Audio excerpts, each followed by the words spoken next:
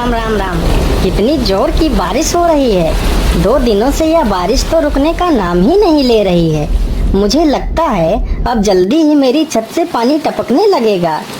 तभी उधर से एक शेर बारिश से परेशान होकर छिपने की जगह ढूंढते ढूंढते उसी किसान की झोपड़ी के पीछे बने तबेले में घुस जाता है, जिस तबेले में उस किसान के कुछ गधे बंधे हुए थे। अंधेरा ज्यादा होने के कारण शेर गधों को देख नहीं पाता है और उन्हीं के बीच जाकर खड़ा हो जाता है।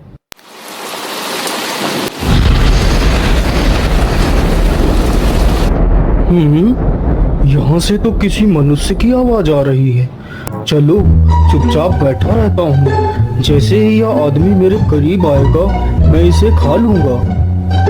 हाय हाय हाय, यह बारिश कब रुकेगी? ऊपर से यह टपका भी आ गया। अब मैं क्या करूं? इस टपके से कैसे बचूं? इतना तो डर मुझे शेर और बाघ से भी नहीं लगता है जितना डर मुझे इस टपके से लगता है।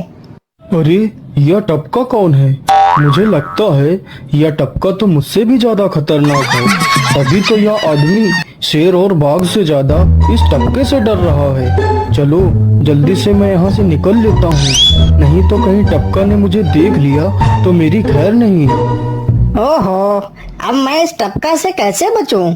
चलो जल्दी से मैं अपनी मौसी के घर चला जाता हूँ।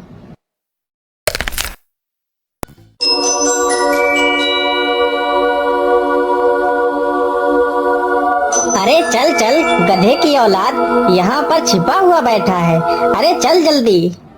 अरे ये क्या, जिसका डर था वही हुआ। यह टपका तो मुझ पर हावी हो गया।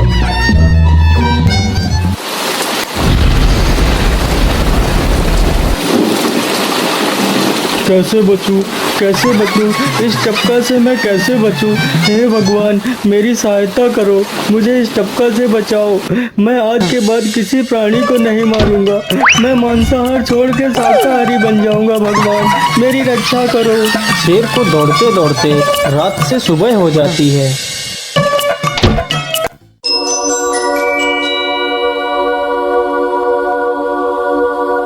अरे देखो देखो, यह तो शेर की सवारी कर रहा है। अरे हाँ, सच में ये तो शेर की सवारी कर रहा है। इसे तो डर भी नहीं लगता है। अरे उधर तो देखो जरा, यह आदमी कितना बहादुर है। यह आदमी तो शेर की सवारी कर रहा है। जिस शेर को देखकर हमारी धोती आगे से गीली और पीछे से पीली हो जाती है, यह तो उसकी सवारी कर रहा है। ये गांव के लोग भी ना पागल हो गए हैं जो इस गधे को शेर। अरे बाप रे, यह तो सच में एक शेर है। हे भगवान मेरी रक्षा करो, शेर तो मुझे खा ही जाएगा। राम राम राम राम राम। अब क्या होगा? इस शेर से कैसे बचूं? अरे यह तो एक बरगद का पेड़ है। यही अच्छा मौका है, जल्दी से इस बरगद की जड़ पकड़कर ऊपर चढ़ जाता हूँ।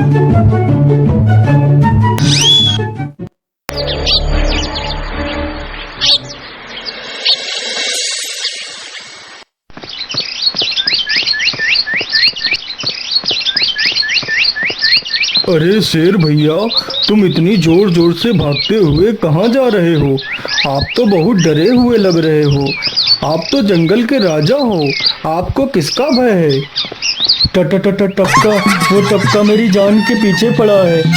अरे शेर भैया जरा मुझे बताओ, वो टपका है कहाँ?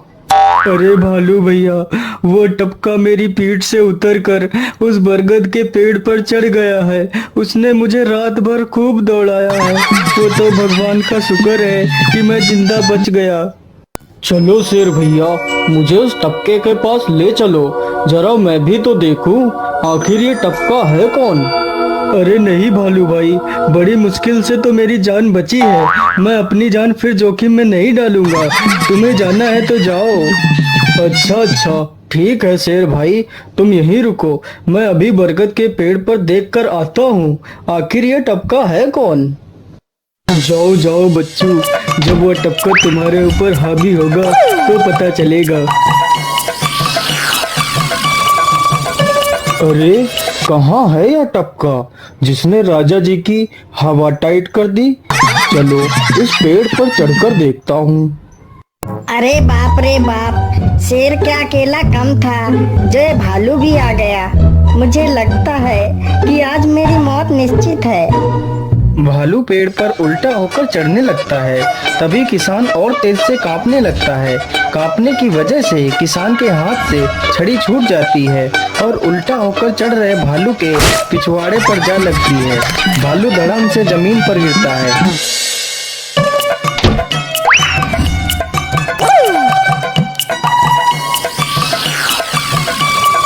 मुझे लगता है अब शेर और भालू दोनों भाग गए हैं। चलो अब जल्दी से यहाँ से निकल लेता हूँ।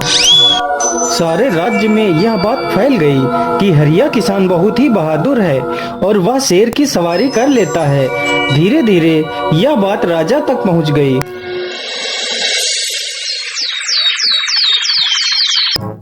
महाराज, क्यों न हम पड़ोस के गांव से हरिया किसान को बुलवा लेते हैं। वह बहुत ही बहादुर है। उसके बहादुरी के चर्चे तो पूरे राज्य में हैं।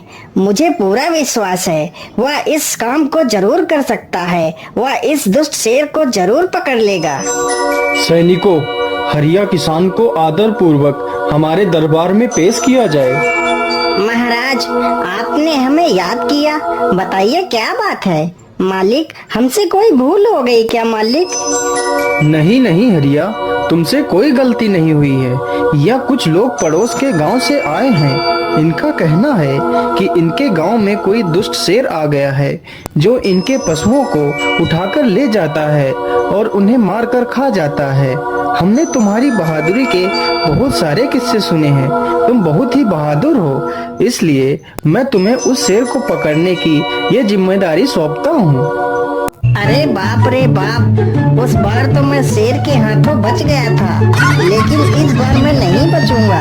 अगर मैंने महाराज को सच सच बता दिया तो झूठ बोलने के जुर्म में मुझे फांसी पर ही चढ़ा देंगे। अरे हरिया, तुम मन ही मन क्या बड़बड़ा रहे हो? कुछ नहीं महाराज, कुछ नहीं। मैं सोच रहा था कि मैं शेर को कैसे पकड़ूं। ये लो हरिया, कुछ स्वर्ण मुद्राएं रख लो, ये तुम्हारे काम आएंगे। क्या करूं, कैसे पकड़ूं उस शेर को? ये महाराज ने भी मुझे कैसी दुविधा में डाल दिया है। क्या करूं, क्या करूं? हाँ, मिल गया। फिर हरिया बाजार से एक रस्सी और एक जाल तथा एक बकरी खरीद कर लाता है। चलो जल्दी से मैं यहाँ पर एक गड्ढा खोद देता हूँ।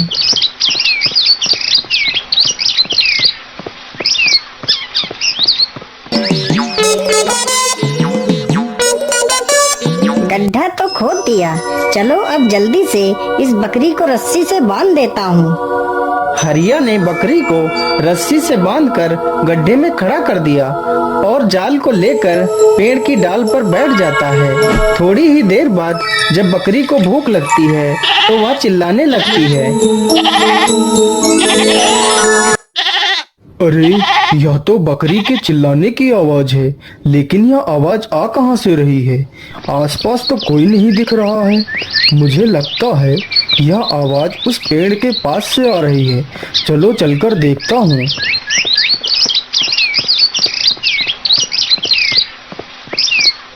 अरे वाह, आज तो शिकार मेरे पास खुद चलकर आ गया।